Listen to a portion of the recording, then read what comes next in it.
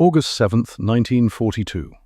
8:17 in the morning, 14,000 feet above Guadalcanal. Lieutenant Richard Hartwell was about to learn that mathematics kills just as surely as bullets. He was flying a Grumman F-4F-4 Wildcat on loan from the Navy, a stubby fighter that the Marines called reliable and the pilots called a flying anvil. Hartwell was 22 years old, third mission, fresh from a dairy farm in Wisconsin, where the hardest decision he'd ever made was which cow to milk first. Now he was making life and death calculations at 280 miles per hour while being shot at. The Pratt & Whitney R1830 twin Wasp engine hammered in front of him, 1,400 pounds of metal spinning at 2,700 RPM. Oil streaked back across the windscreen in black fingers. The cockpit smelled like hydraulic fluid and fear sweat. His fuel gauge read 42 minutes remaining. His ammunition counter showed 1,240 rounds out of the 2,400 he'd started with.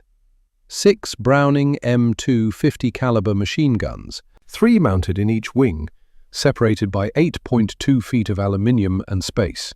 Each gun had been carefully harmonized by armorers on the ground, angled inward by fractions of a degree, so that all 6 streams of bullets would converge at exactly 300 yards. At 300 yards, the training manuals promised, an enemy aircraft would fly into a concentrated fist of lead and die. At 200 yards, the bullets would pass on either side of the target, still converging. At 400 yards, they would have already crossed and spread out again into useless scatter. The kill zone was 50 feet deep, maybe 60 if the armorers had done perfect work and the guns hadn't shifted during flight. 50 feet out of infinite sky. Ahead of him, 12 Mitsubishi G-4M Betty bombers droned toward Henderson Field in loose formation, each one carrying a ton of ordnance meant for the Marines dug in below. Behind them, weaving like angry hornets, 18 Mitsubishi A6 M0 fighters flew escort. 30 enemy aircraft, 4 American Wildcats. Hartwell pushed the throttle forward. The twin Wasp screamed. The Wildcat accelerated to 318 miles per hour, which was its maximum speed at this altitude, and would get slower as he climbed, and faster as he dove. And none of it mattered, because the bombers were pulling away, and Henderson Field was only 8 minutes from impact. He picked the trailing Betty, lined up his approach. The bomber was flying straight and level at 280 miles per hour, which meant Hartwell was closing at 38 miles per hour, which meant he had maybe 45 seconds before he either had to fire or break off. Range 400 yards. Too far. The bullets would have already spread. He needed to close. 350 yards. 320. 300. Perfect. Hartwell mashed his thumb down on the firing button mounted on the control stick. The Wildcat lurched. All 6 machine guns erupted simultaneously with a sound like continuous thunder. The airframe shuddered. Spent shell casings ejected from the breech blocks and flew past the cockpit in a metallic stream. Tracers, every 5th round painted with phosphorus, streaked forward in bright orange lines. The convergence theory said that at 300 yards, those 6 separate streams would meet at a single point and create devastating concentrated fire. The convergence theory was beautiful. The convergence theory was bullshit. The Betty bomber was flying 15 feet above Hartwell's nose, just 15 feet, a distance he could spit across. But those 15 feet of vertical separation meant the carefully harmonized gun angles were wrong. The left-wing guns were angled to meet the right-wing guns at a point in space that was now below the bomber's belly. The bullet streams passed under the fuselage, crossed each other harmlessly, and continued on into empty sky beyond. Hartwell held the trigger down. The tracers drew a perfect rectangle around the bomber. It looked devastating. It looked like the Betty was flying through a solid wall of fire. Not one round hit. The ammunition counter spun backward. 1,240 rounds. 1,100, 960, 820, 650. The Betty didn't smoke, didn't burn, didn't slow, didn't even wobble. Hartwell's brain tried to recalculate. If the target was 15 feet high at 300 yards, he needed to aim higher by, what, 2 degrees? 3? The math required knowing the exact angle of the gun harmonization, the ballistic drop of the bullet, the rate of climb, something flashed across his canopy, a 0, inverted, cannon ports winking orange flame. 20mm shells walked across Hartwell's left wing. The first missed, the second missed. The third punched through the aluminium skin 8 inches outboard of the wing root. The fourth hit a wing spar and exploded. The control cable to the left aileron severed. Hartwell yanked the stick right. The Wildcat rolled sluggishly, wounded. He looked back through the canopy. The Betty he'd been shooting at was still there, still flying, still heading for Henderson Field with a full bomb load. 600 rounds fired, 0 hits confirmed. And now he was losing hydraulic pressure, and his wingman was screaming something on the radio, and another 0 was lining up for a second pass. Through the chaos, Hartwell saw Ensign Peter Davies take a cannon shell through his engine cowling. The Pratt & Whitney radial disintegrated. The propeller bent, snapped, flew off in pieces. Davies' Wildcat nosed over and fell like a brick. The parachute opened at 2,000 feet, white silk against blue sky. Davies would hit the ocean, maybe survive the impact. Maybe the sharks would give him an hour before they found him. Maybe. Hartwell's engine was running rough, oil pressure dropping, coolant temperature climbing. The left wing had a hole the size of a dinner plate, fuel gauge 31 minutes, ammunition 640 rounds, confirmed kills 0. He broke off, turned south, headed for Henderson Field. The flight back took 18 minutes. The engine quit twice. He restarted it both times by manipulating the mixture and priming the fuel pump manually. His left aileron was gone, so every turn required opposite rudder and muscle and prayer. He landed on Henderson Field's coral strip with 8 minutes of fuel remaining and one engine that was making sounds like a cement mixer full of gravel. The crew chief, a technical sergeant named Dale Murphy from the Pennsylvania coal country, took one look at the damage and spat tobacco juice into the coral dust. "Lieutenant, what the hell did you hit?" Hartwell climbed out of the cockpit on legs that didn't want to support his weight. His flight suit was soaked through with sweat. His hands were shaking. "Nothing," he said. "I didn't hit anything. 600 rounds gone and no hits. The convergence was wrong. The target was high. The bullets went under." Murphy walked around the Wildcat, examining the damage. "This bird's done. Spars cracked. Control cables shot. Even if I could fix it, she'd never fly straight again." Hartwell sat down on the coral, put his head in his hands. He'd done everything right, approached at the correct angle, fired at the exact prescribed range, led the target, compensated for deflection, and missed. Because 15 feet of altitude had made 6 carefully harmonized machine guns useless. Because geometry. Davies was dead, or would be soon.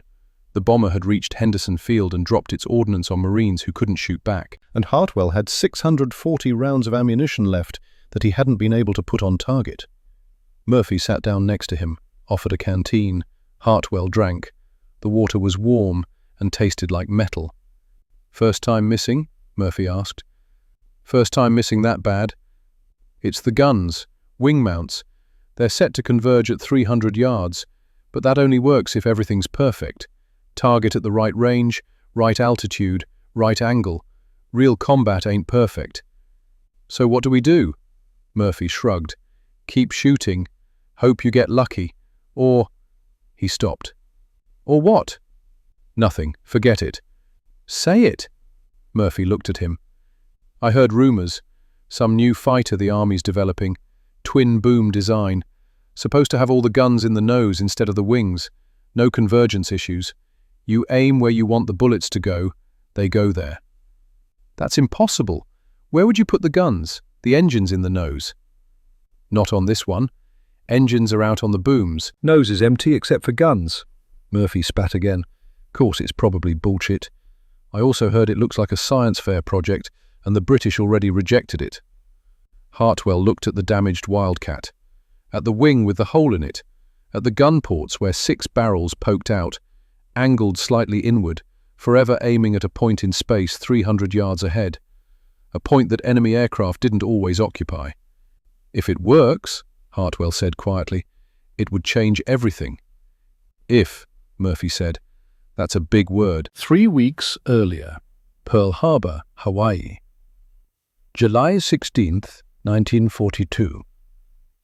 The briefing room was a temporary wooden structure that baked in the tropical sun and smelled like creosote and mildew.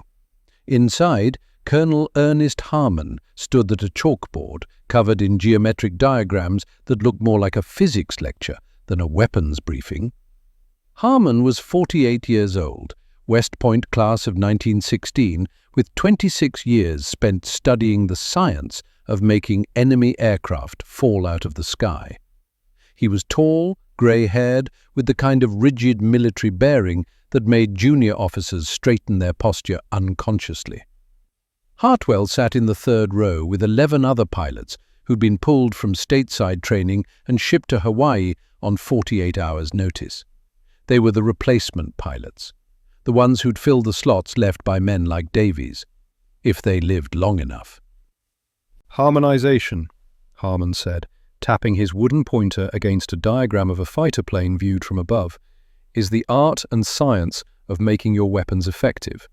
Your F-4F Wildcat carries 6 Browning M250 caliber machine guns, 3 in each wing, mounted 8.2 feet apart. He drew 2 parallel lines extending from the wings. If these guns pointed straight ahead, their bullet streams would never converge. You would be firing 2 separate groups that would pass on either side of your target. Effective? No. Acceptable? Absolutely not. He erased the parallel lines and redrew them with a slight inward angle. So we cant the guns inward, we harmonize them. Factory armorers adjust each gun mount by precise fractions of a degree so that all 6 streams converge at exactly 300 yards. At that distance, you achieve maximum concentration of fire. A pilot 2 rows ahead raised his hand. What if the enemy's not at 300 yards, sir? Then your effectiveness decreases proportionally to the deviation from optimal range. Harmon drew concentric circles on the board like a target. In the center, he wrote, "Kill zone, 50 feet deep." At 200 yards, the streams haven't fully converged. You get partial overlap, but significant spread. At 400 yards, the streams have crossed and begun to diverge again. Same result: spread, scatter, wasted ammunition. Hartwell stared at the diagram. Something about it felt fundamentally wrong. He'd grown up shooting rifles on the farm. Groundhogs at 100 yards, crows at 200. You aimed where you wanted the bullet to go, and it went there. The range didn't matter beyond ballistic drop, which you compensated for instinctively. But this required being at exactly the right range, or your guns became useless. He raised his hand. "Lieutenant?" Harmon acknowledged him. "Sir, what about vertical displacement, if the target's above or below our aircraft?"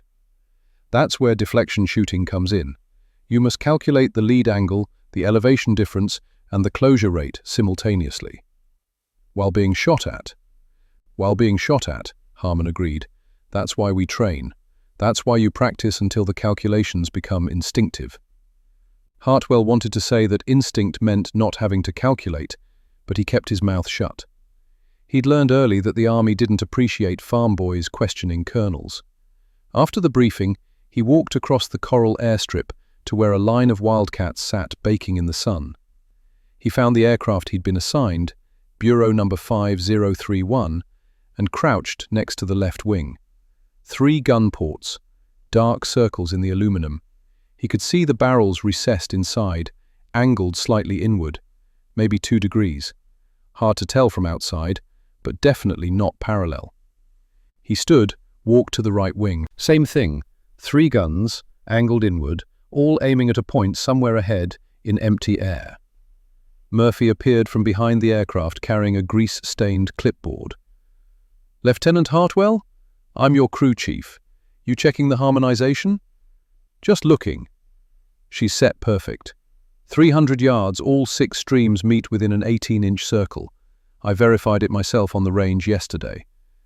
What if I need to shoot at something that's not 300 yards away? Murphy shrugged. Then you get closer or farther away real quick. That's what throttle's for. And if I can't? If the enemy's maneuvering? Then you hope your aim is good and your luck's better. Murphy climbed up on the wing to check something in the engine cowling. Look, Lieutenant, I know it ain't perfect, but it's what we got. The engineers designed it this way because there's nowhere else to put the guns. Engine takes up the whole nose. Guns gotta go in the wings. Wings means they're spread apart. Spread apart means convergence angles. There has to be a better way. Maybe, but right now, this is the way. So you learn to work with it or you die trying. Hartwell nodded. He climbed into the cockpit and sat there while Murphy worked.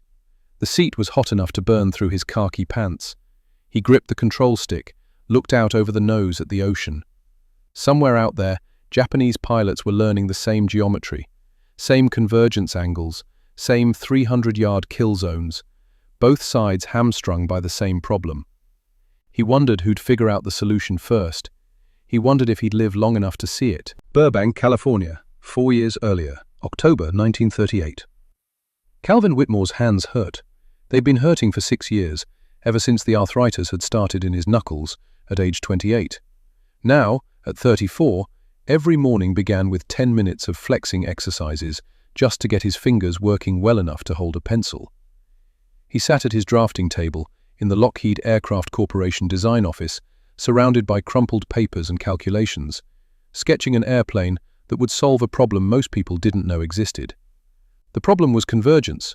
Wing-mounted guns were inefficient, geometrically limiting, forced pilots to calculate range, deflection, and altitude simultaneously while being shot at. It was like asking a man to solve a trigonometry problem while someone punched him in the face. Whitmore had a better idea. His sketch showed an aircraft unlike anything flying. Not a single fuselage, but 3 separate structures, 2 long booms extending back from twin engines, and between them a central nacelle, a pod, just large enough for a pilot. The engines sat out on the booms, which meant the nose of the central nacelle was hollow, empty space that could be filled with weapons. Whitmore picked up his pencil, his right hand cramped immediately. He set it down, massaged the knuckles, picked it up again with his left hand. He drew 4 rectangles clustered tightly in the nose cone, 50 caliber machine guns. Then a larger circle, 20mm cannon. All of them packed together so close their barrels almost touched, all of them pointing straight ahead along the centerline of the aircraft. No angle needed, no convergence point, no geometry problem. Point the nose, pull the trigger. Everything goes exactly where you're looking. It was elegant, it was simple, it would work.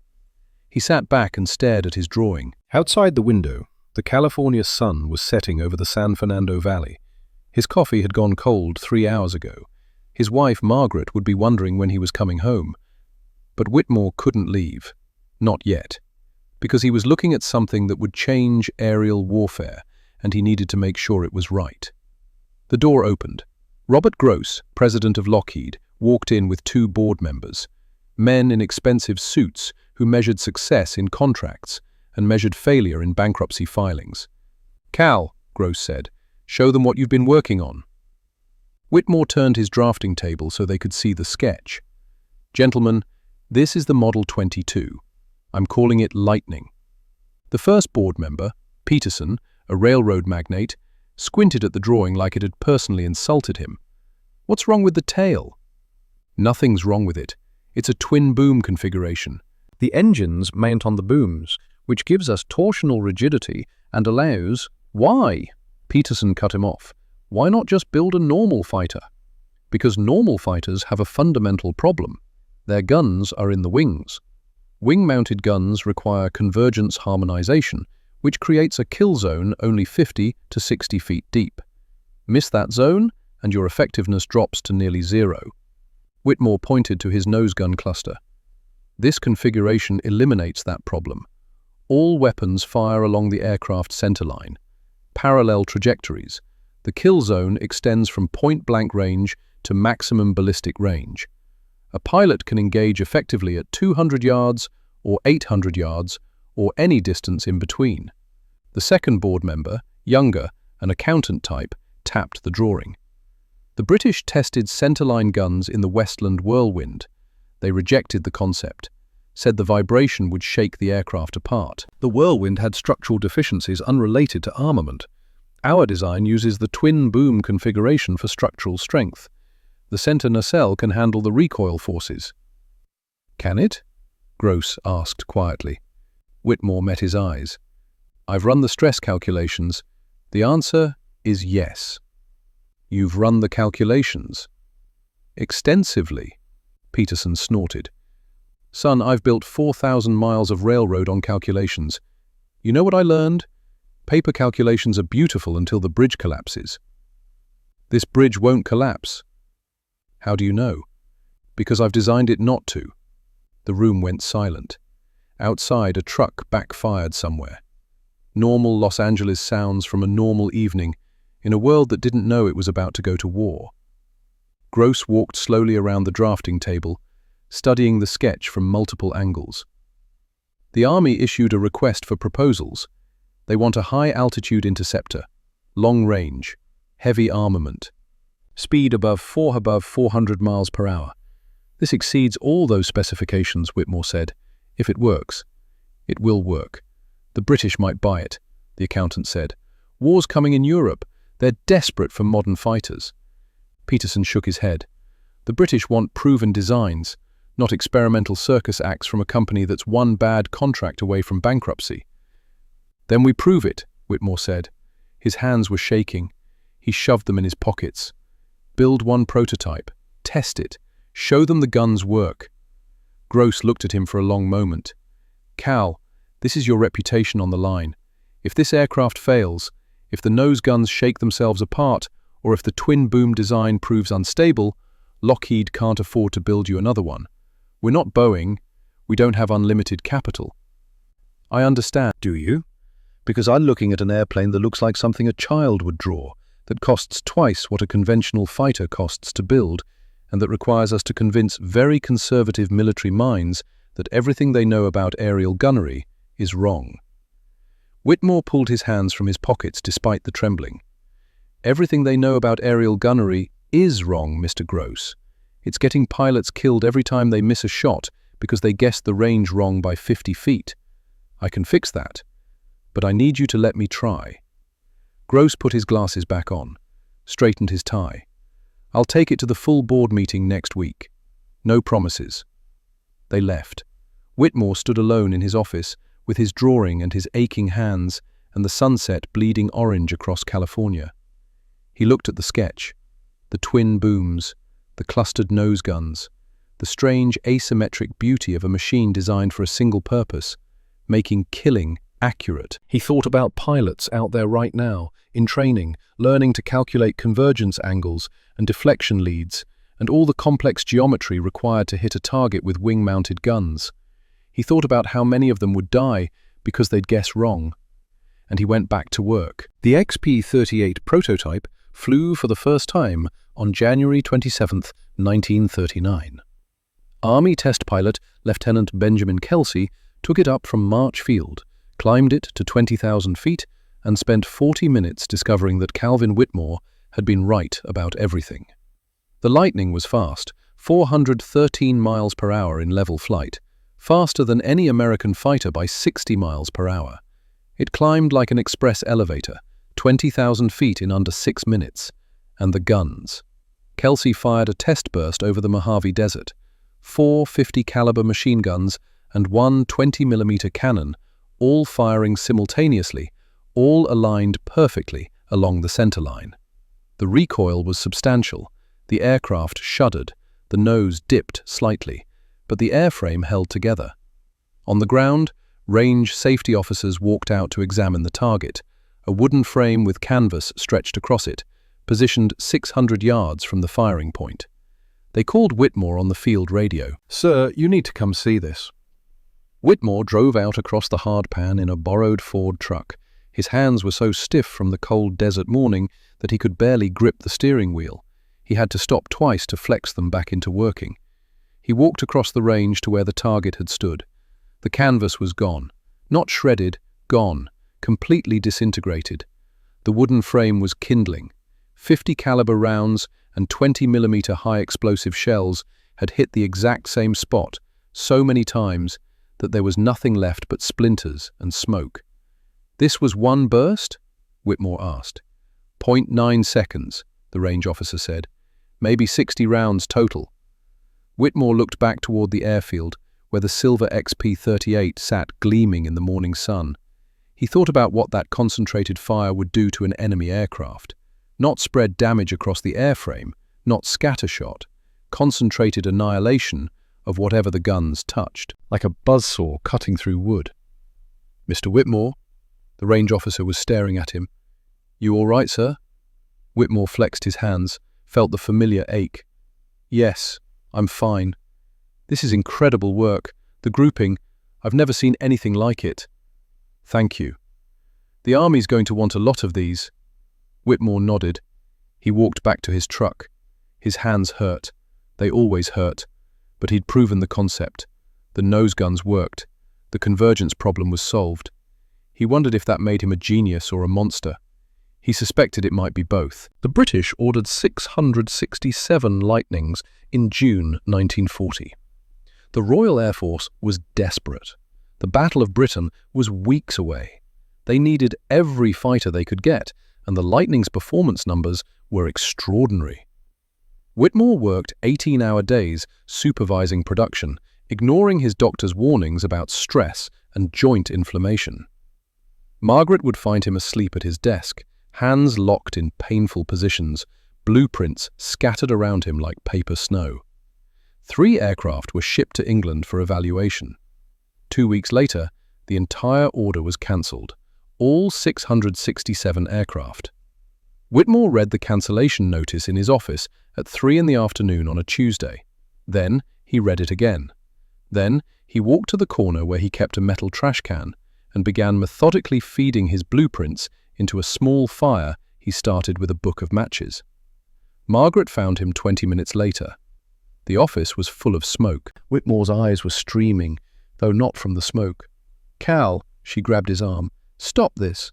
It's over. It's not 667 aircraft. Cancelled. The British were our only buyer. The Army barely wants a dozen for testing. The program is dead." Margaret pulled the burning blueprints from his hands, stamped them out. "The British are fighting with Spitfires and barely holding on. They're conservative because they're terrified. They want familiar. They want proven. The design is proven." "I know it is, Cal, but you can't make desperate people take risks. People are dying because of convergence problems. People are dying because there's a war." She put her hands on his face. "Your aeroplane won't stop the war. It'll just change how the war is fought." He looked at her, really looked at her for the first time in weeks. She was 32 years old. They'd been married 6 years. No children. The arthritis medications made that impossible. Just her and him and his aeroplanes. "Is that what I built?" he asked quietly. "A better way to kill?" "You built a solution to a geometry problem. What people do with it isn't your sin to carry." She helped him clean up the ashes. They worked in silence. Outside, evening was coming to California, turning the sky purple and gold. Whitmore stopped drawing after that. His hands hurt too much anyway. December 7th, 1941. 4:47 in the morning, Pacific time. The phone in Whitmore's house rang. He answered it half asleep, Margaret mumbling something beside him. "Cal!" Robert Gross's voice. "Turn on your radio, now!" Whitmore turned it on. The announcer's voice was shaking. "Reports of massive attacks on Pearl Harbor Naval Base. Multiple ships burning. Casualties are expected to be in the thousands. Eyewitnesses describe waves of Japanese aircraft." "Cal," Gross said through the phone, "the Army just called. Emergency procurement order. They want every fighter we can build, including yours. They want 1,887 Lightnings. First deliveries in 6 months. Whitmore stood in his kitchen in his bathrobe, holding the phone, listening to his radio describe the end of American isolation and the beginning of something vast and terrible. "Cal, can you do it?" His hands hurt. They always hurt, especially in the mornings. but he flexed them anyway, felt the stiff joints crack and protest. "Yes," he said, "we can do it." He hung up. Margaret was standing in the bedroom doorway, hair loose, face pale. "They want your aeroplane," she said. "They want 1,887 of them." "Because we're at war." "Because we're at war." She crossed the kitchen and wrapped her arms around him. He held her and listened to the radio describe ships burning in Hawaii, men dying in the water, the world catching fire. His airplane would go into that fire, and it would kill. Precisely, efficiently, exactly as designed. New Guinea, March 2nd, 1943. 06:15 hours. Lieutenant Richard Hartwell stood next to a P-38F Lightning and tried to reconcile the machine in front of him with everything he'd been taught about flying. The airfield at WWII was a scar of crushed coral and red mud carved from jungle that wanted to reclaim it. The air smelled like aviation fuel, rotting vegetation, and the peculiar tropical sweetness of things dying in heat. The Lightning sat in its sandbagged revetment like something from a Buck Rogers serial. Serial number 42-12652. 2 Allison V-1710-49 engines mounted on extended booms, each producing 1,150 horsepower. Between the booms, the central nacelle housed a cockpit and, in the nose cone directly ahead of the pilot's feet, the weapons bay. 4 Browning M250 caliber machine guns, 500 rounds each. 1 Hispano M120mm cannon, 150 rounds. Total armament, 2,150 rounds, clustered in a space 18 inches wide. All of it pointing straight ahead. Hartwell was 24 now, 2 years older than the farm boy who'd left Wisconsin. Those 2 years had added 30 pounds of muscle, erased the softness from his face, and taught him that missing your target meant someone died, usually you. He'd survived the Guadalcanal mission, barely, Had flown Wildcats for another 8 months, racking up 2 confirmed kills and a dozen missions where he'd burned through ammunition and hit nothing because the convergence angle was wrong by 10 feet or 15 feet, or because the enemy was 320 yards away instead of 300. Now he was looking at an airplane that promised to solve that problem. He didn't trust promises anymore. "She's a beauty, isn't she?" Hartwell turned. Captain Thomas Driscoll stood behind him, arms crossed, wearing the expression of a man who'd just found the answer key to a difficult test. Driscoll was 27, MIT graduate, engineering degree, from a Boston family that had money before the Depression and still had money after. He was tall, sharp-featured, with the kind of confidence that came from being right most of the time and never forgetting it. "Looks like something that lost a fight with an erector set," Hartwell said. Driscoll laughed. "Looks like the future. Come here." He walked to the nose of the Lightning, racked his knuckles on the aluminium skin just above the gun ports. 5 dark circles arranged in a tight cluster. "You've been flying Wildcats, wing guns. You know the problem.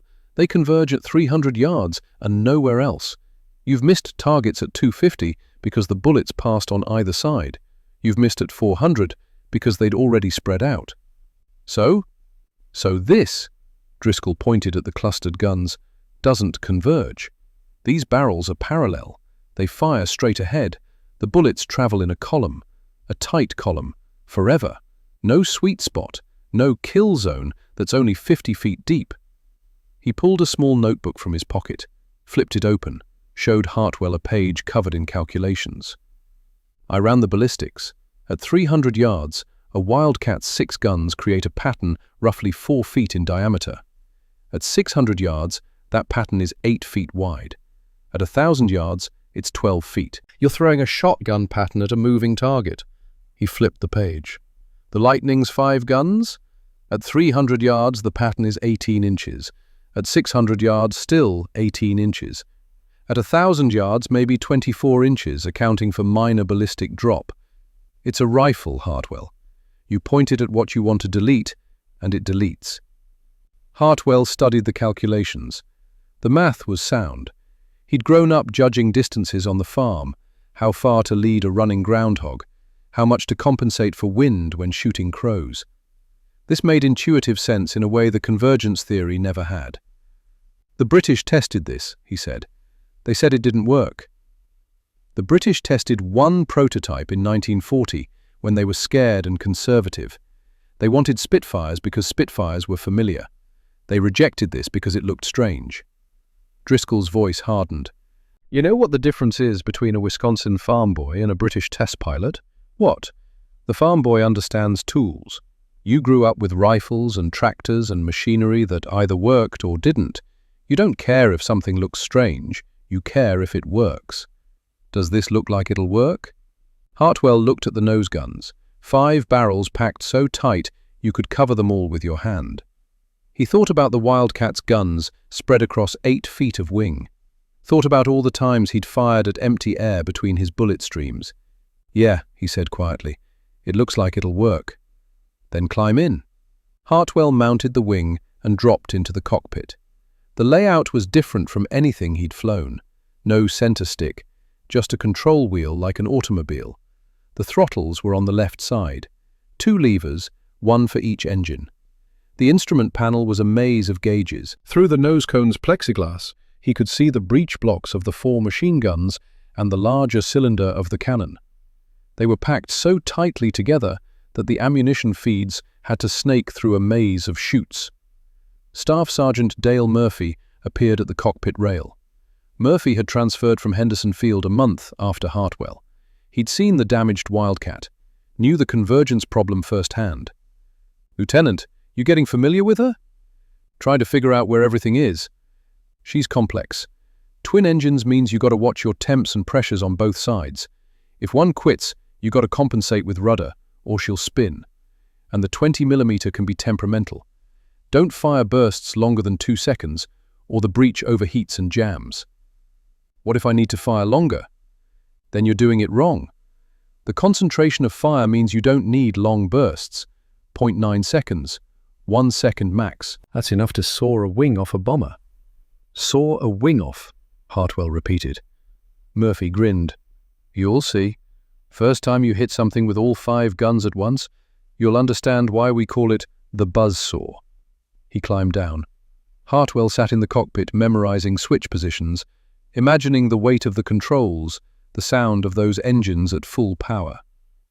Somewhere out over the Solomon Sea, Japanese pilots were climbing into zeros, checking their own guns, wing-mounted, converging at 250 meters, still limited by the same geometry.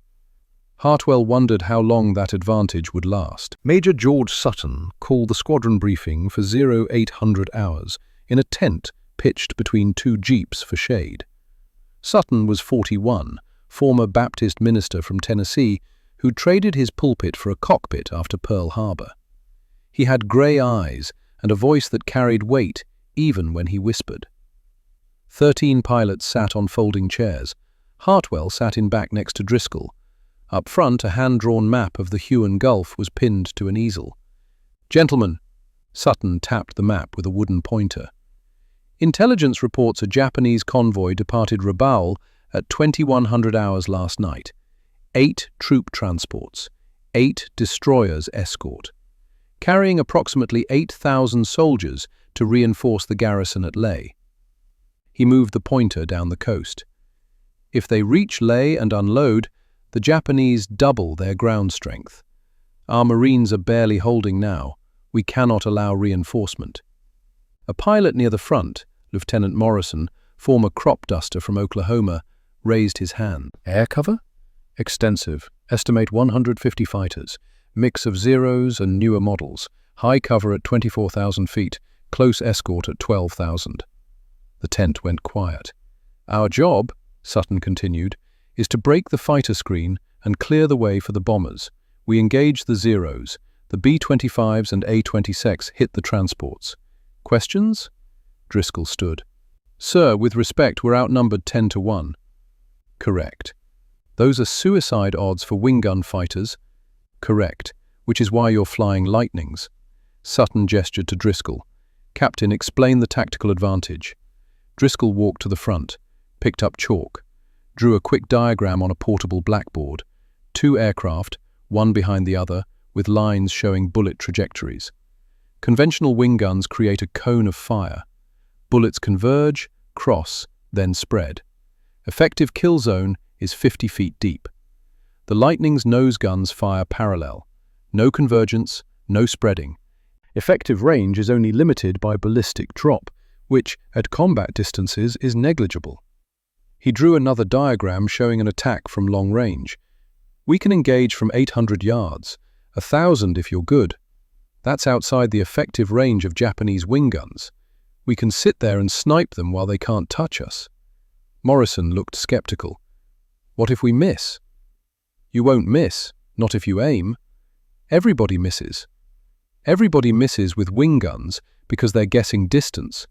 With these, distance doesn't matter. Driscoll pointed to the parallel trajectory lines.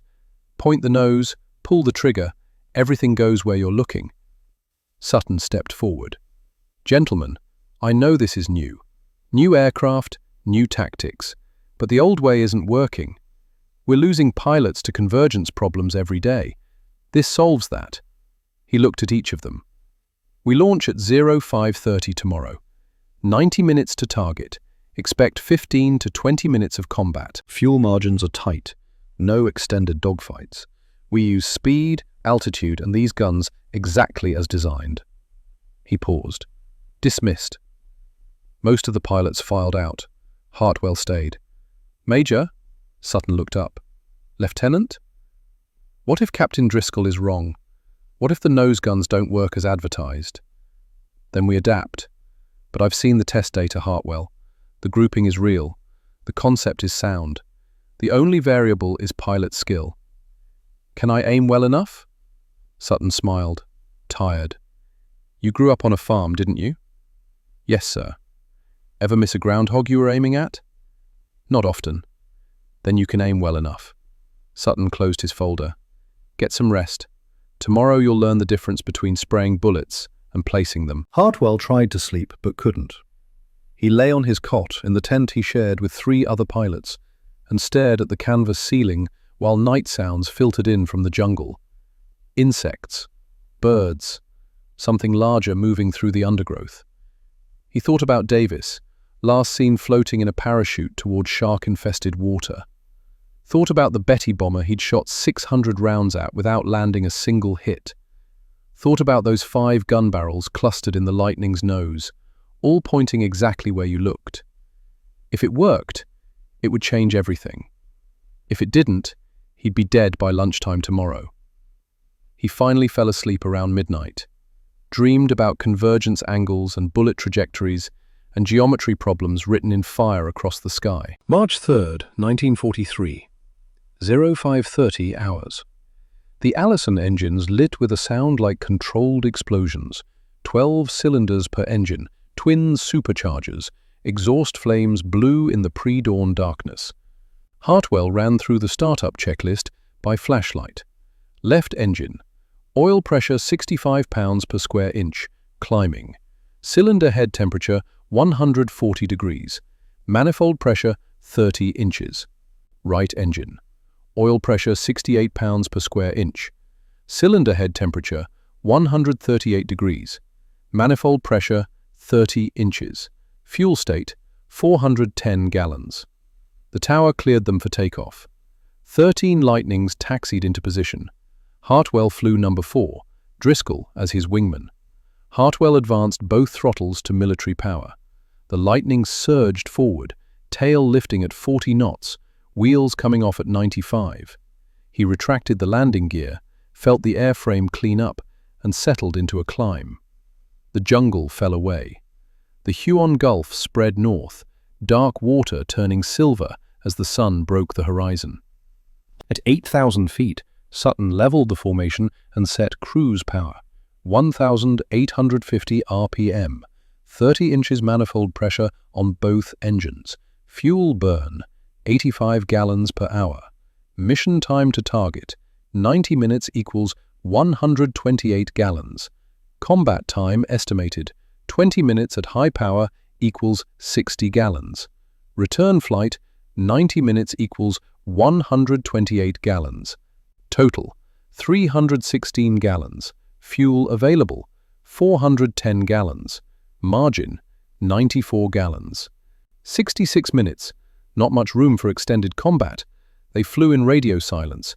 The only sounds were the Allisons humming and wind whistling across the canopy.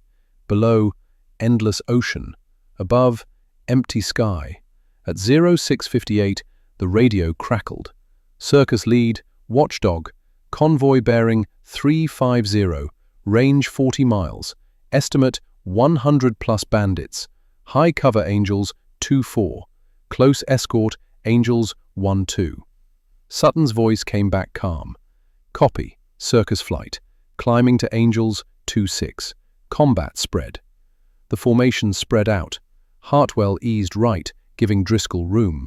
They climbed through 20,000 feet, then 24,000, finally leveling at 26,000. Hartwell could see them now.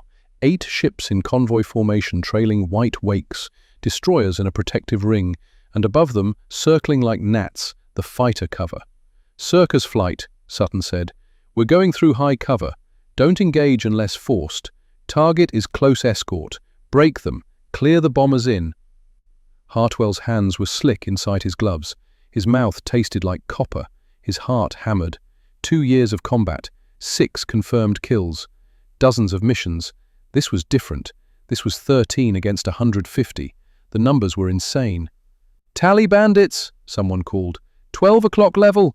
A formation of zeros in loose patrol, maybe 40 aircraft, weaving above the convoy.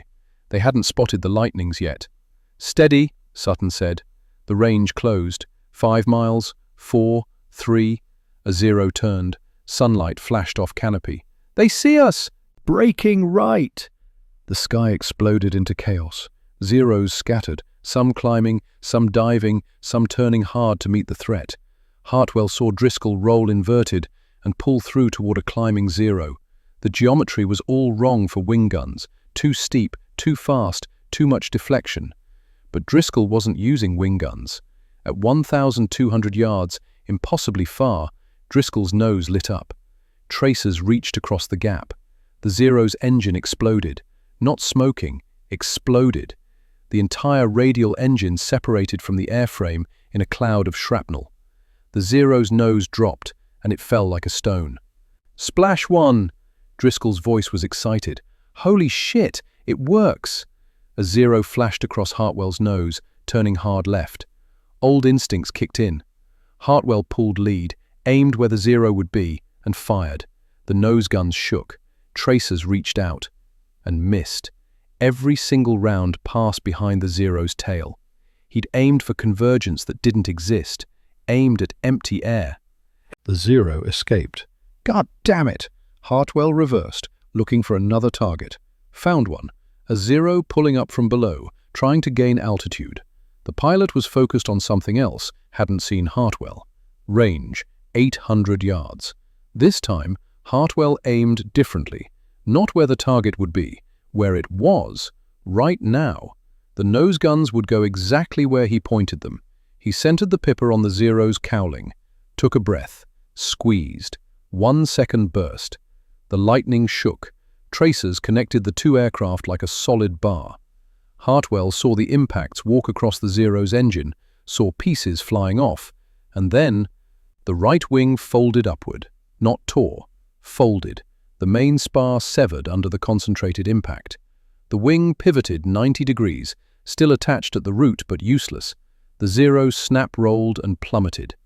Hartwell flew through the debris cloud.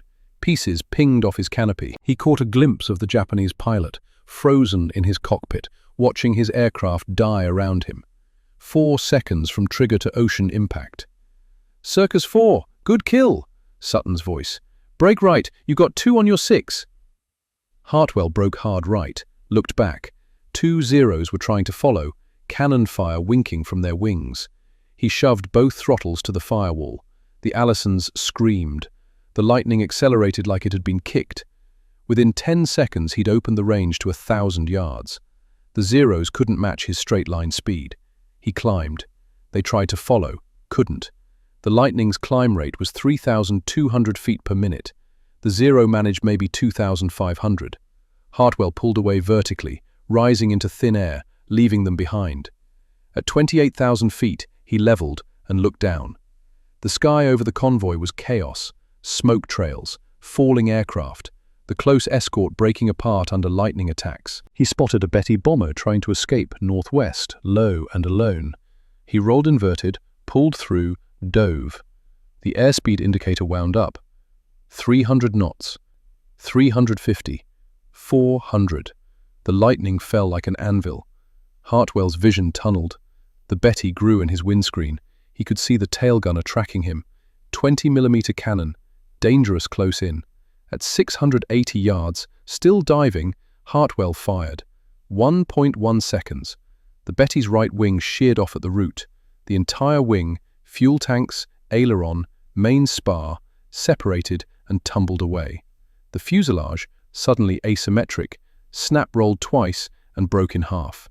The cockpit section with 7 men inside fell separately from the tail. Both hit the water within a second of each other.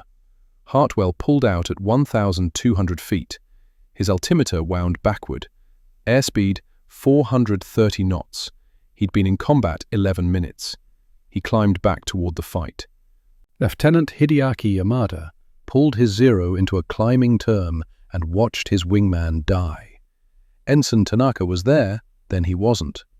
The twin-tailed American fighter fired from what had to be 1,000 meters, an impossible range for wing guns, and Tanaka's aircraft simply came apart.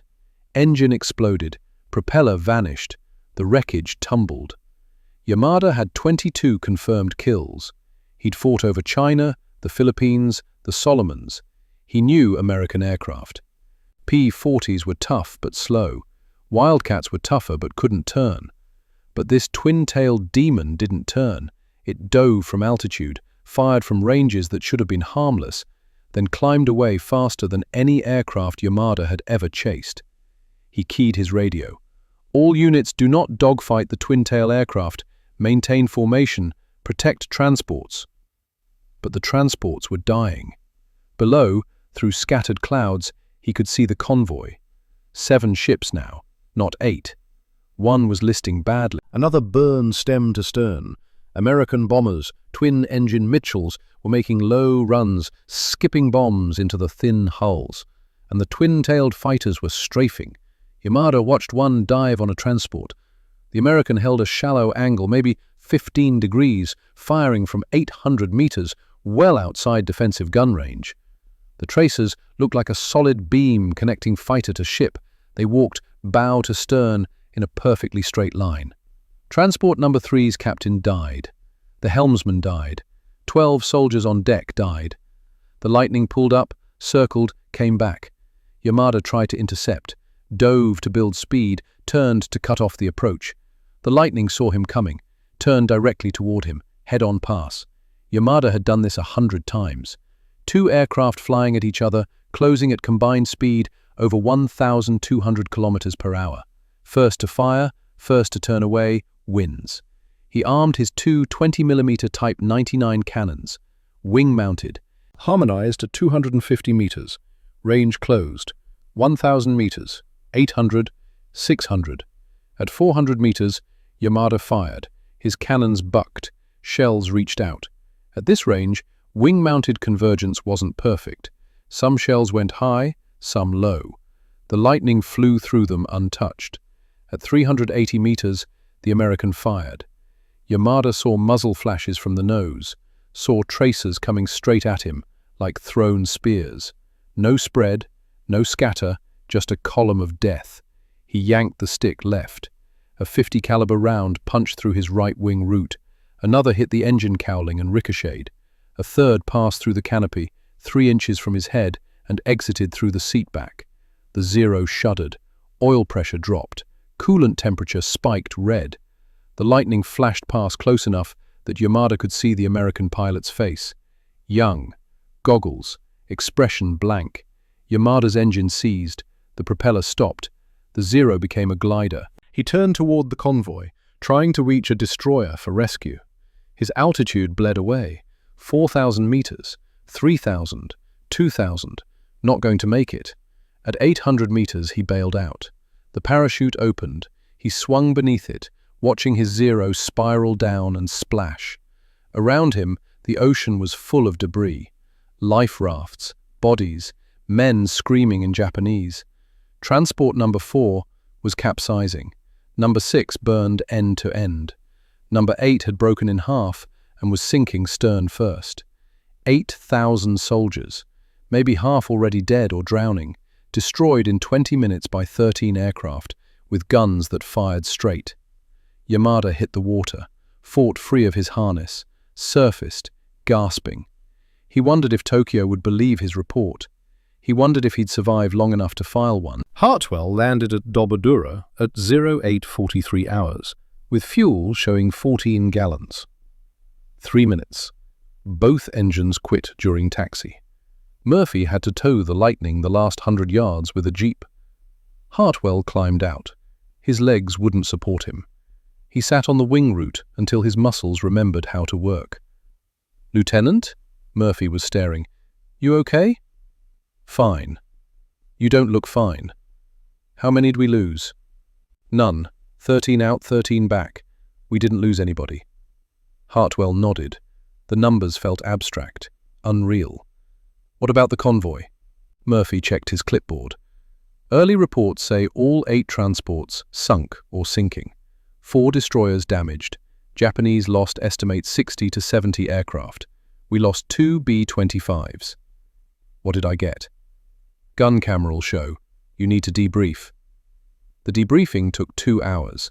One by one, pilots gave reports. Aircraft engaged, ammunition expended, observed kills. Driscoll claimed 4. Morrison claimed 3. When Hartwell's turn came, he sat and tried to remember. The Zero climbing, the wing folding, the Betty breaking in half. 2 confirmed, he said. 1 Zero, 1 Betty. The intelligence officer made notes. Ammunition expenditure? Hartwell checked his kneeboard. Approximately 400 rounds, 50 caliber. 20 rounds, 20 millimeter. 400 rounds, 2 kills. Excellent efficiency. Hartwell didn't respond. 400 rounds, 2 aircraft. 21 men, probably. The Betty crew. The Zero pilot. Had he survived? Hartwell hadn't looked. After debrief, Hartwell walked to his tent, lay on his cot, stared at canvas. Driscoll found him there. "Farm boy, you did good." "Did I?" 2 kills first mission? Hell yes. Driscoll sat on the opposite cot. "I saw your Betty. The wing didn't just break, it vanished. 21 men, 4 seconds. What? Betty carries 7 crew minimum, plus maybe observers. 21 men dead in 4 seconds. Driscoll was quiet. "Yeah, that's what these guns do. They don't wound, they delete. Is that what we built? We built a solution to a geometry problem. Now pilots won't miss." Driscoll stood. "Get rest. We fly again tomorrow." He left. Hartwell closed his eyes, saw the Betty's wing shearing off, saw the cockpit falling, saw 7 men in a broken aircraft plummeting toward the ocean. Somewhere, Calvin Whitmore was probably reading battle reports, learning that his nose guns worked exactly as designed. Hartwell wondered if Whitmore was proud, or haunted, or if there was a difference. June 12, 1944, 15 months after Bismarck Sea. The scoreboard painted on the operations tent wall told a story in white numbers and blood. Lieutenant Richard Hartwell, 40 kills. Captain Thomas Driscoll, 38 kills. Hartwell stood in front of the board with cold coffee and a tin cup. He was 25 now, though some mornings he felt 60. The softness was gone from his face, replaced by hard angles and permanent shadows under his eyes. Behind him, the tent flap opened. Driscoll walked in carrying a clipboard and wearing the expression of a man who just found the solution to a difficult equation. "Hartwell, Intel briefing in 10, high-value target package." "What kind?" "The kind that'll put me at 40. Driscoll set the clipboard down. "Maybe 41 if the gods smile." Hartwell looked at the board. 2 kills separated them. 2 aircraft, maybe 14 men. This isn't a competition. Everything's a competition. You know what 40 means? Top American ace, medals, recruiting posters, history books. 38 means you were good, but not quite good enough. We're not keeping score. The hell we're not. Driscoll poured coffee. Every pilot in this squadron knows everyone's numbers. It's human nature. Hartwell wanted to argue but couldn't, because it was true. He knew Morrison had 22. Henderson had 19. The new kid, Paulson from Iowa, had 3 and wouldn't shut up about them. And Hartwell knew he was 2 ahead of Driscoll and that keeping that margin mattered for reasons he didn't want to examine. 10 minutes, Driscoll said, and left. Hartwell stood with the scoreboard and his cold coffee. Outside, mechanics worked on aircraft. The clang of tools, the cough of an engine testing, normal sounds. He thought about his mother. Dead 8 months now, heart failure. The telegram had reached him 3 days after her funeral. He'd requested emergency leave, been denied, essential personnel. The war didn't stop for grief. He wondered what she would have thought of that scoreboard. Her son's name at the top, with 40 next to it, like a batting average. Pride? Horror? Both? He threw the coffee away and headed to the briefing. Major Sutton stood at a map of the Philippine Sea. 13 pilots sat in mismatched chairs that smelled like mildew. Gentlemen, yesterday, Navy reconnaissance spotted a Japanese task force heading south from Formosa. 4 heavy cruisers, 6 destroyers, air cover estimated 60-plus fighters. He tapped the map. The cruisers are bringing reinforcements to Mindanao. If they reach port, it complicates ground operations. Navy's sending strike aircraft. Our job is air superiority. Morrison raised his hand. 60 fighters? Estimate. Mix of zeros in the newer Key 61 Tonys. Intelligence says Tonys are faster than zeros. Better armed. Pilot armor. Still wing guns, someone muttered. Still wing guns, Sutton agreed. Same advantage we've had since Bismarck. We're faster, climb better, and can engage from outside their effective range. He looked at Hartwell. Lieutenant Hartwell leads second element. Captain Driscoll leads third. I'll draw high cover. You two hit close escort and clear for the strike package. Hartwell nodded.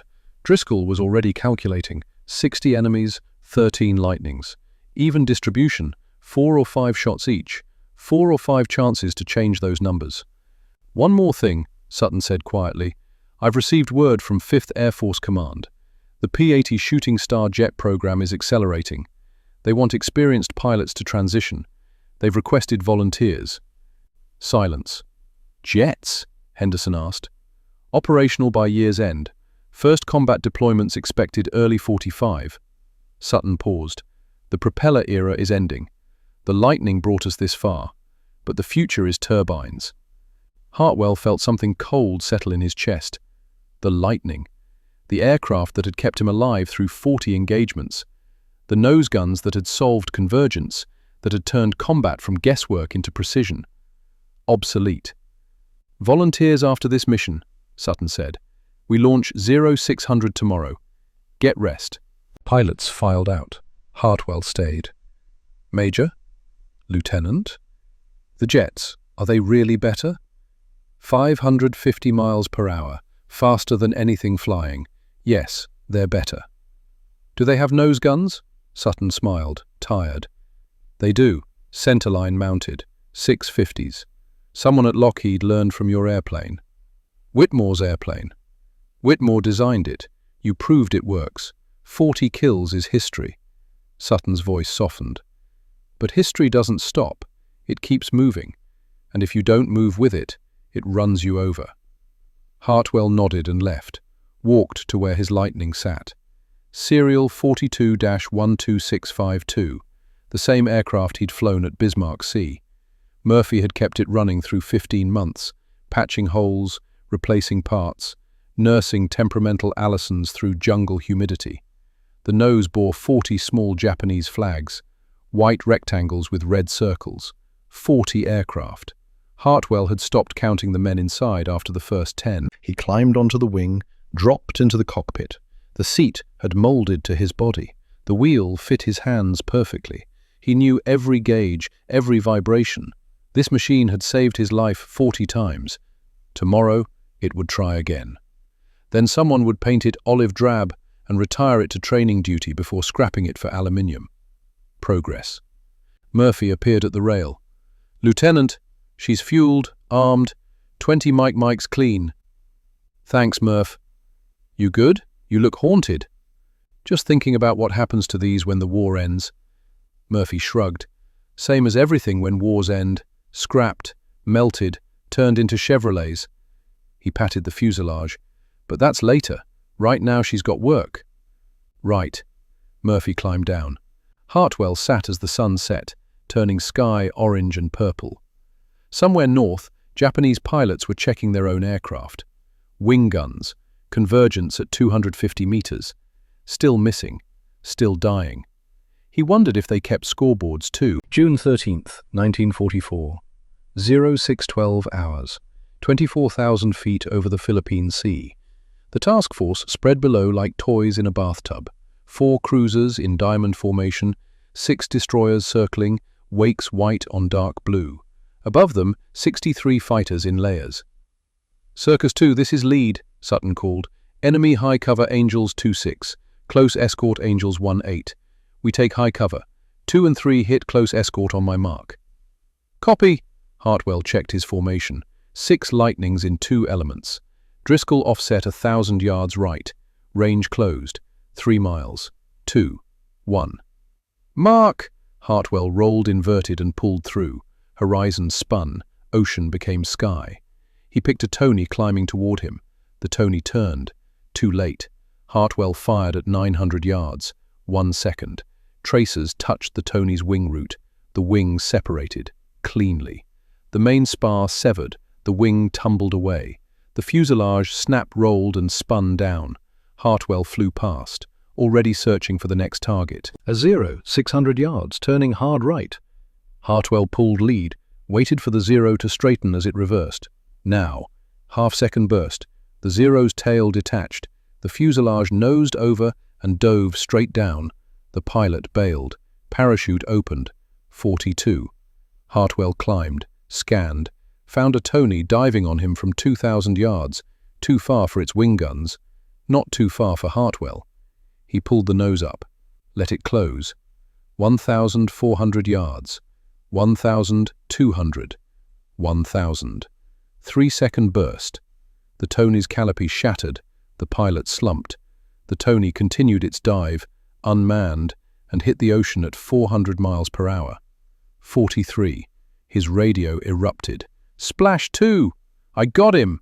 Break right, Henderson! They're running!" Hartwell looked around. The sky was emptying. Japanese fighters diving away north, abandoning the task force. Below, cruisers were maneuvering hard, throwing up anti-aircraft fire. Navy Dauntless dive bombers rolled in, 70-degree dives, engines screaming. The first cruiser took 2 bombs amidships. Secondary explosions tore it open. It capsized in 4 minutes. The second took 1 bomb forward, 1 aft, lost power and began circling helplessly. Hartwell checked fuel. 140 gallons, 20 minutes combat remaining. Below, Driscoll's element was strafing a damaged destroyer. Hartwell watched Driscoll line up, dive shallow, fire into the superstructure. Smoke poured out. "Circus 4, this is 3, Driscoll's voice. "I count 5 confirmed. How about you?" Keeping score in the middle of battle. 3 confirmed, Hartwell said. 3? I saw at least 4. 3 I'm certain of. Pause. "Copy. That's 43 for you, 43 for me. We're even, farm boy." Hartwell didn't respond. He scanned the sky. Most Japanese fighters were gone. A few stragglers circled at distance, unwilling to close. "Circus lead, this is 3. Request permission to pursue retreating bandits." "Negative," Sutton said. "Fuel critical.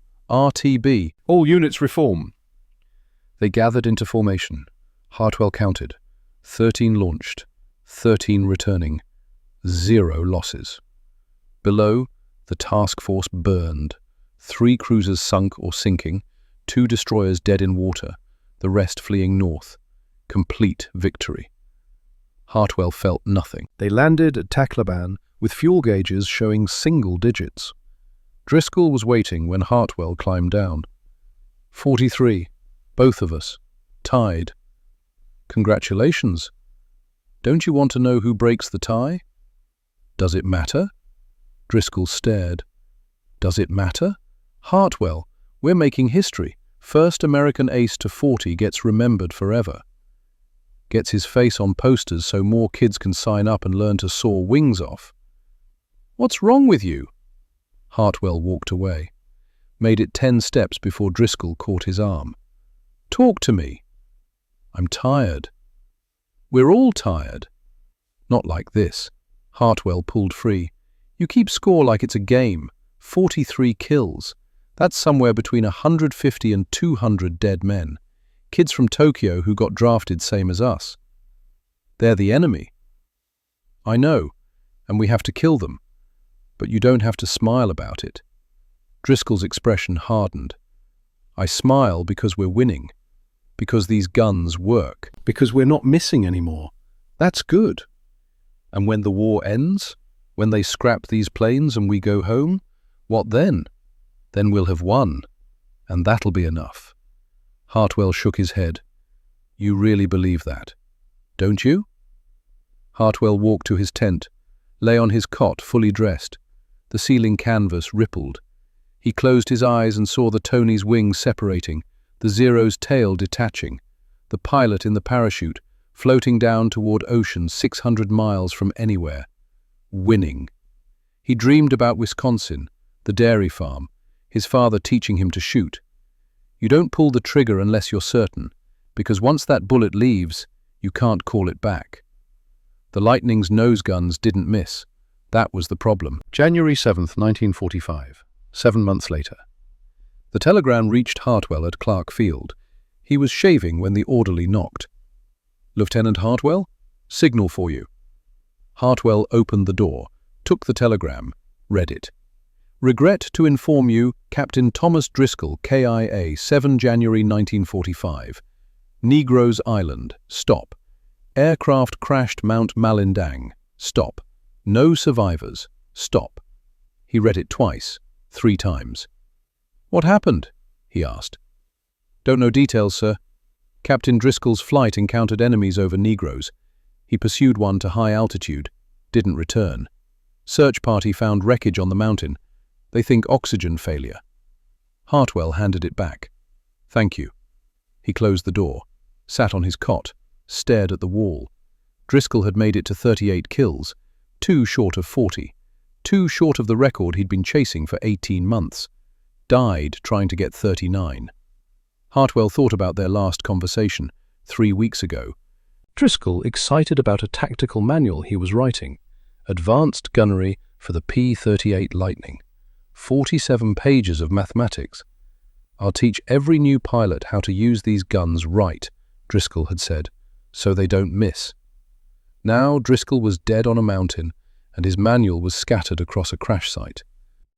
Hartwell dressed, walked to operations. Sutton was there. Lieutenant, I'm sorry about Captain Driscoll. Thank you, sir. He was a good pilot. Yes, sir. Sutton handed him a folder. This came this morning. You've been selected for the P-80 program. They want you in California by month's end for transition training. Hartwell opened it, read the orders. Temporary duty, Lockheed Testing Facility, Burbank. What if I decline? You can't. It's an assignment, not a request. Sutton paused. The war's almost over. Japan's dying. The P-80 is the future. They want combat pilots to help develop next-generation tactics. The Lightning's not good enough? The Lightning is obsolete. German jets fly 550 miles per hour. Ours need to match that. His voice softened. You've done your part. 43 kills. You've earned time away from the front. Hartwell looked at the orders. Burbank, where Calvin Whitmore had designed the Lightning 7 years ago. When do I leave? End of January. Finish rotation here first. Hartwell nodded and left. Walked to where his Lightning sat. 43 flags on the nose. The paint fading. Murphy was changing oil. Heard about Captain Driscoll? Damn shame. Yeah. You okay? Fine. Hartwell climbed onto the wing, sat in the cockpit, gripped the wheel. Murph? Sir?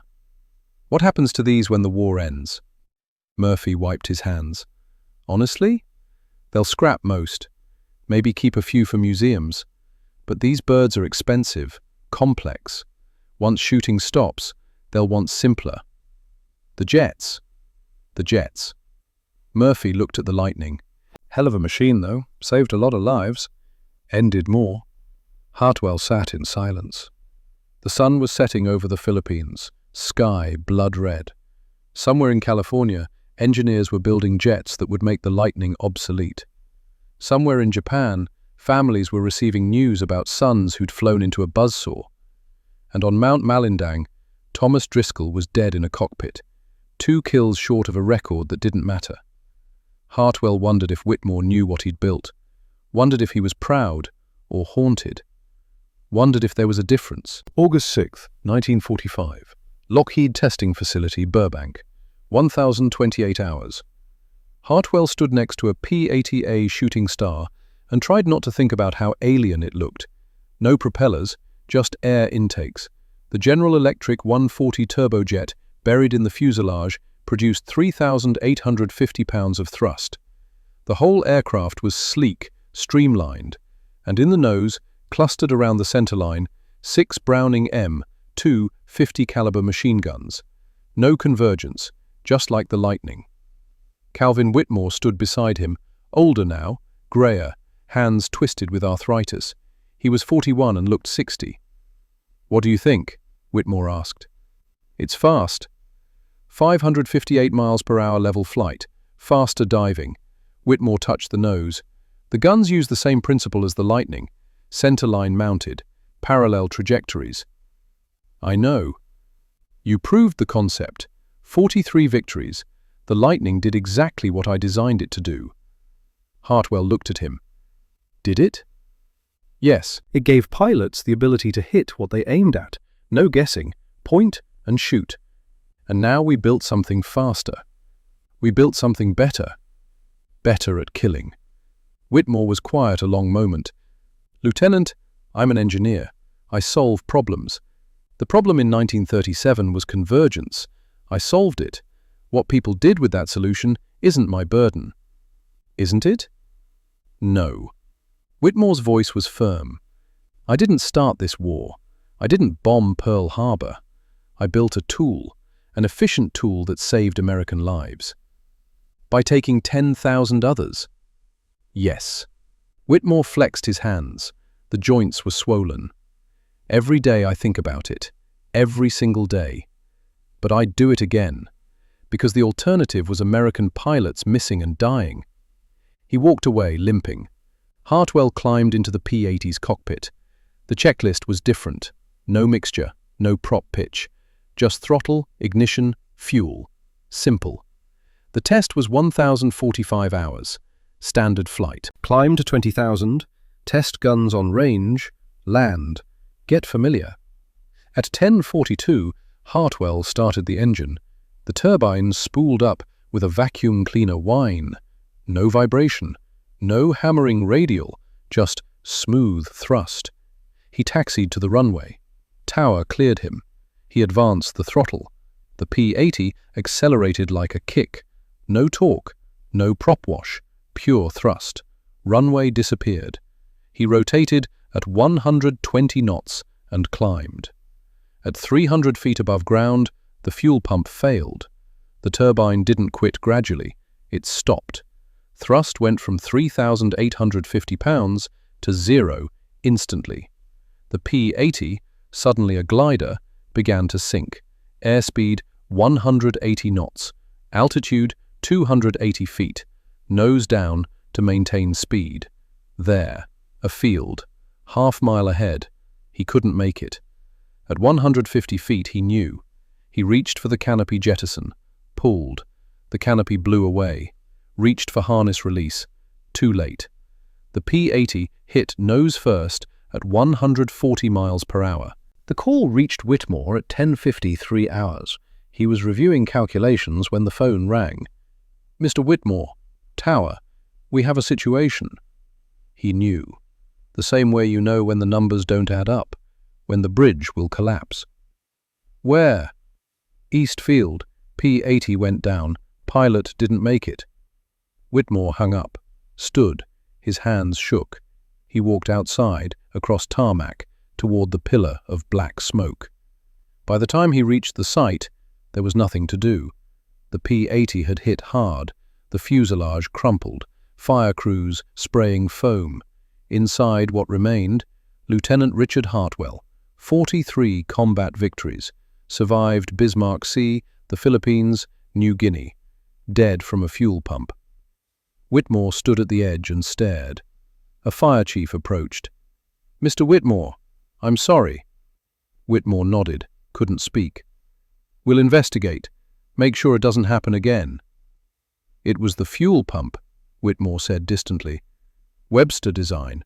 I told them it needed more testing." "Sir, he survived 43 combats, and a fuel pump killed him." The chief didn't know what to say.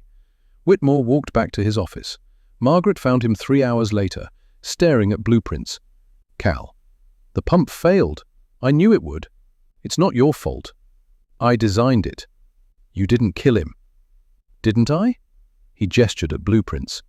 "I build machines that kill. The Lightning killed 10,000. This killed an American. What's the difference?" Margaret pulled up a chair, took his twisted hands in hers. "The difference is intention. You build tools for defense. What people do with them isn't your sin." "Isn't it?" "No, Cal." They sat in silence. Outside, California's sun setting. On the radio, news about a special bomb. Something dropped on a Japanese city called Hiroshima. One bomb. Entire city gone. More efficient killing. Whitmore thought about Hartwell, about Driscoll, about all the pilots who'd flown Lightnings and came home or didn't. About Japanese pilots with wings sawed off. About efficiency. About the cost of solving geometry problems. September 12, 1945. Tacloban Airfield, Philippines. The war was over. Japan surrendered. The shooting stopped. Murphy stood next to a P-38 and watched the bulldozer approach. 63 Lightnings parked in rows, all airworthy, some under 100 hours total time, all scheduled for destruction. Orders: demilitarize and dispose of surplus aircraft. Too expensive to ship home, too expensive to maintain. Jets were the future, Lightnings were the past. The bulldozer driver climbed down. "Sarge, ready?" "No." "Orders." "I know." Murphy looked at the Lightning. Number 42-12652. Hartwell's aircraft. 43 flags on the nose. Every system perfect. "Seems wrong," the driver said. "Everything about this is wrong." But orders were orders. Murphy stepped back. The bulldozer advanced. Its blade caught the left boom and pushed. Aluminum crumpled. The boom bent, broke, separated. The bulldozer pushed again. Right boom folded. The nacelle collapsed. 5 minutes. The Lightning was scrap. The bulldozer moved to the next. Murphy watched them destroy all 63. Watched them push wreckage into a pit. Watched them cover it with coral. He thought about Hartwell, about Driscoll, about all the pilots who trusted these machines. He wondered if anyone would remember. Present day, National Air and Space Museum, Washington, D.C. The P-38L Lightning hangs from the ceiling, twin booms gleaming under lights. A placard reads, "Lockheed P-38L Lightning. First American fighter with centerline armament. Solved the convergence problem. More Japanese aircraft destroyed than any other US AAF fighter. Top American aces flew this type." An elderly woman stands below, leaning on a cane, staring at the nose where 5 gun ports cluster. Her grandson, 10, reads the placard. "Grandma, why are the guns in the middle?" "Because," Margaret Whitmore says softly, "my husband believed pilots shouldn't have to guess." "Did it work?" "Yes, perfectly." "Then why don't we have these anymore?" Margaret is quiet. Because we built something faster. We're good at building better ways to kill, less good at knowing when to stop. The boy doesn't understand. He sees a cool airplane. Margaret sees 10,000 deaths solved with geometry. Sees her husband's twisted hands drawing blueprints, sees Hartwell's crash site, sees bulldozers pushing perfectly good aircraft into pits, sees the cost of efficiency. "Grandma, you okay?" "I'm fine, sweetheart." She touches the placard. "I'm fine." They walk to the next exhibit. Behind them, the lightning hangs silent, guns pointed at nothing, forever ready to fire. Somewhere in the archives, in a box marked Whitmore, Calvin, Personal Effects, there's a letter Hartwell wrote 3 days before he died. Margaret has read it once, only once. It says, "Mr. Whitmore, thank you for building an airplane that kept me alive through 43 engagements. The nose guns worked exactly as designed. They never missed. That was the problem and the solution, and I still don't know which mattered more. I killed approximately 180 men. I know because I did the math. Average crews, probable casualties.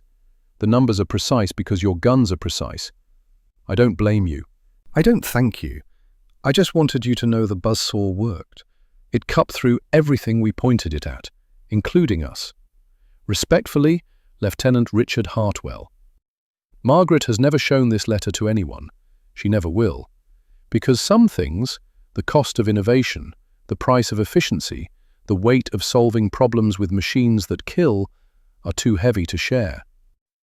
The lightning hangs in the museum. The bulldozers buried the rest. And the world moved on to faster ways of dying. Historical note. Between 1941 and 1945, Lockheed built 9,923 P-38 Lightnings. Of these, 1,758 were lost in combat. Approximately 5,800 were destroyed as surplus after the war. 22 remain airworthy today. Lieutenant Hideaki Yamada survived the Battle of Bismarck Sea. He was rescued by a destroyer and spent the rest of the war training replacement pilots. In 1987, he attended a reunion in Hawaii where he met a former American P-38 pilot. They shook hands and said nothing. There was nothing left to say.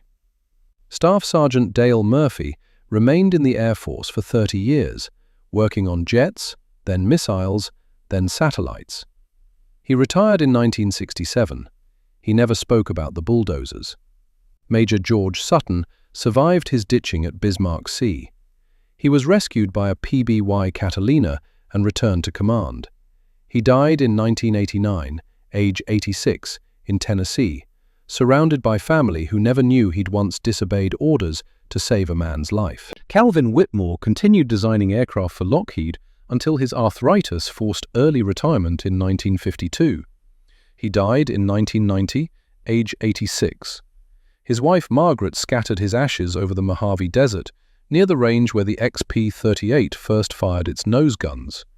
She died in 2003, age 95, never having shown anyone Lieutenant Hartwell's letter.